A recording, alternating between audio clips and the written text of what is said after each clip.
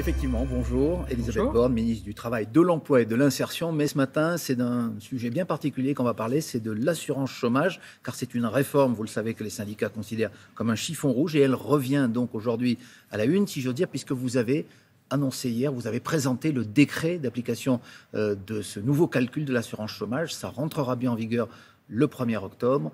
Est-ce que vous confirmez que cela va se faire et que ça ne plaît pas beaucoup aux syndicats ? Alors, je vous confirme effectivement qu'on a transmis hier au Conseil d'État un nouveau décret pour effectivement que la totalité de la réforme de l'assurance chômage entre en vigueur au 1er octobre. Il y a des dispositions qui sont déjà en vigueur depuis le 1er juillet, notamment le bonus-malus pour les entreprises, pour les encourager à proposer des contrats de travail plus longs. Et donc, on souhaite, et le président de la République l'avait annoncé le 12 juillet, que ce nouveau mode de calcul de l'assurance chômage entre en vigueur au 1er octobre. Mais ce nouveau mode de calcul, il prévoit, et c'est la mesure principale, une baisse des indemnités des chômeurs, et c'est ce que vous reprochent les syndicats, et notamment que vous ne leur laissiez pas le temps, finalement, ils disent que vous les prenez de court, de former un nouveau recours devant le Conseil d'État, puisque le 1er octobre, de toute façon, cette baisse des indemnités sera appliquée. Alors, peut-être expliquer le contenu de cette réforme. Ce qu'on veut, c'est encourager le travail. Et donc, que ceux qui peuvent travailler davantage le fassent.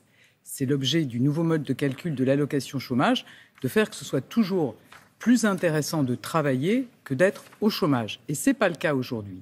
Et puis, dans le même temps, pour ceux qui ont plus de difficultés à revenir, à retrouver un emploi, eh bien, ils seront indemnisés plus longtemps et on veut mieux les accompagner. Donc, on aura aussi un plan spécifique pour les demandeurs d'emploi de longue durée pour mieux les accompagner, les former davantage et leur permettre de retrouver un travail. Plus longtemps, mais moins fortement, puisque ces indemnités vont baisser. Et ce que l'on vous oppose souvent, c'est que cela va concerner beaucoup les travailleurs précaires qui alternent les périodes d'emploi court et les périodes de chômage et qui vont voir concrètement leur pouvoir d'achat baisser fortement à partir du 1er octobre. Alors, très clairement, le montant global des droits ne baisse pas. Global, mais mensuel, Madame Borne. Le montant global des droits ne baisse pas et les seuls qui pourront avoir demain une allocation mensuelle plus basse, c'est ceux qui, dans le mode de calcul actuel, gagnent plus quand ils sont au chômage que dans les périodes précédentes. Et donc, nous, on veut encourager le travail. Et donc, je le redis, effectivement, ce nouveau mode de calcul, il vise à ce que ceux qui peuvent travailler davantage le fassent. Et dans le même temps, on accompagne mieux ceux qui ont des difficultés pour retrouver un emploi. Elisabeth Borne, depuis le début du quinquennat, les syndicats réformistes ont souvent, sinon soutenu, au moins accueilli avec un peu de bienveillance vos chantiers, vos différentes réformes. Je pense à la CFDT. Or là, c'est un tir de barrage unanime. Laurent Berger, le numéro 1 de la CFDT, disait ici même aux 4 vérités, il y a quelques jours, que c'était toujours, selon lui, une réforme injuste. Cette unanimité des syndicats ne vous fait pas fléchir dans votre détermination ? Écoutez, on a été très à l'écoute. Il y a eu des concertations pendant 6 mois sur le sujet. La réforme qui rentre en vigueur, ça n'est pas celle qui était prévue en 2019. Par exemple, justement, mais c'est la pour qu'il même n'y ait que pas celle des de juillet allocations qui avait été retoquée par le Conseil d'État. Le Conseil d'État, à l'époque, ne nous avait pas retoqué sur le fond, comme vous dites. Il nous avait dit que la conjoncture économique n'était pas assez bonne. Qu'est-ce qu'on voit ? Que la reprise est très dynamique, qu'on a battu tous les records d'embauche, par exemple au 2e trimestre, 2,2 millions d'embauches, près de la moitié en CDI, que par ailleurs le taux de chômage est revenu à son niveau d'avant-crise. Donc on a ces tous les chiffres-là éléments. sont contestés. Justement, les syndicats disent qu'on n'est pas revenu au niveau de l'emploi d'avant février 2020. Écoutez, je pense qu'on peut regarder les chiffres, écouter tous les économistes. Je crois qu'il n'y a pas de doute que la reprise est très dynamique, que le taux de chômage est plus bas qu'en fin 2019. Et du reste, vous entendez comme moi qu'il y a beaucoup d'entreprises qui nous disent qu'elles ont des difficultés pour recruter. Donc, on veut effectivement encourager le travail. Et puis, on accompagne aussi les demandeurs d'emploi pour qu'ils puissent retrouver un travail. Vous savez qu'on met le paquet depuis le début du quinquennat sur la formation des demandeurs d'emploi. On va encore faire plus, comme le Premier ministre l'a annoncé, et on va avoir un plan spécifique pour accompagner les demandeurs d'emploi de longue durée.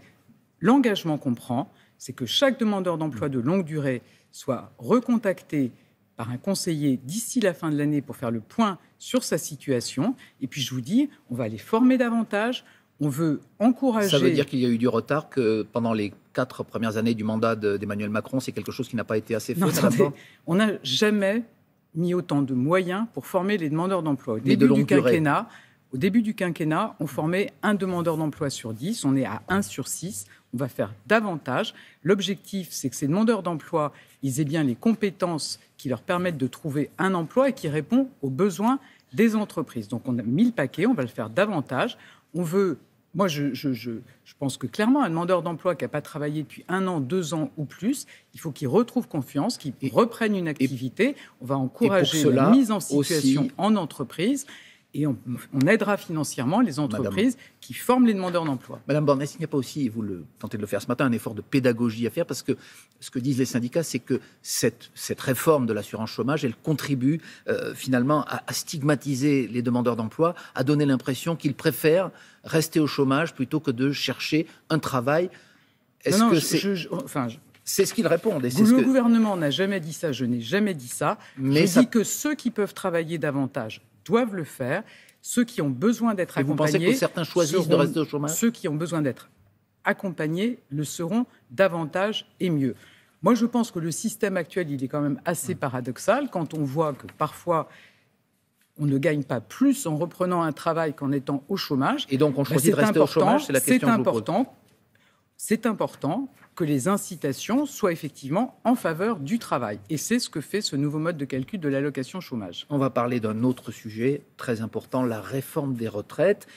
Pourquoi le gouvernement et le président de la République soufflent le chaud et le froid sur cette éventualité? Emmanuel Macron dit que cette réforme est indispensable. Quelques jours plus tard, Jean Castex affirme que les conditions sanitaires et économiques ne sont pas réunies. Or, vous venez d'affirmer que la croissance repart. Pourquoi ne pas dire une fois pour toutes, soit que cette réforme sera votée avant la fin du quinquennat, ou en tout cas discutée, soit qu'elle fera partie des promesses de campagne du futur candidat Macron? Le président de la République et le gouvernement, tout le monde dit la même chose, que cette réforme, elle est indispensable. Oui. Elle est indispensable parce qu'il faut un système plus juste, plus lisible. On sait aussi qu'il faut qu'il y ait des pensions qui soient au bon niveau quand on a travaillé, quand on a une carrière complète.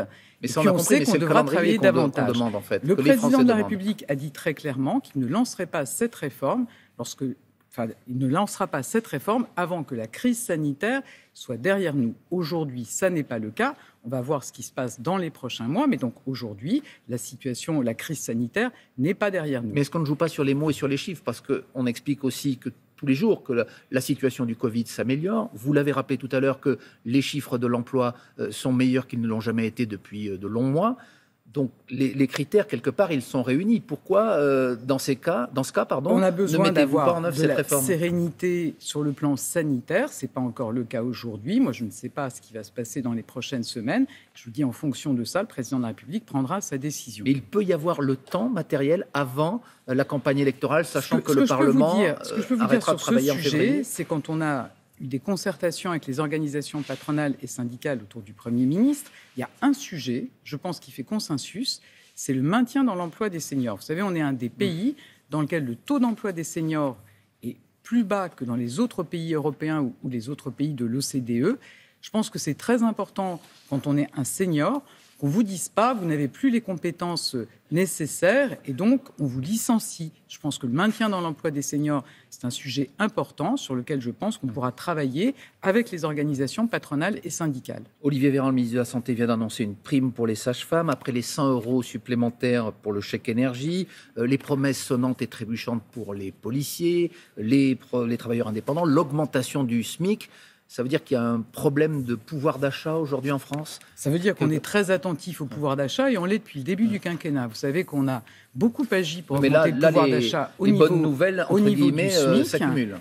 Ce à quoi on est aussi attentif, c'est que ceux qui ont été en première ligne dans la crise, aussi ceux qui ont été en deuxième ligne, les travailleurs de la deuxième ligne, qui ont des conditions de travail qui peuvent être difficiles, exigeantes, qu'ils aient une meilleure rémunération. Et moi, je vois tout à l'heure les représentants des hôtels, cafés, restaurants. Je pense qu'il faut faire annoncer davantage. Encore des bonnes nouvelles. Non, je pense qu'il faut faire davantage, que ce secteur reconnaisse mieux les contraintes, par exemple sur le temps de travail des salariés, les horaires de travail de ces salariés. Il faut faire davantage, il faut être attentif à ce que ceux qui ont des conditions plus exigeantes soient mieux rémunérés.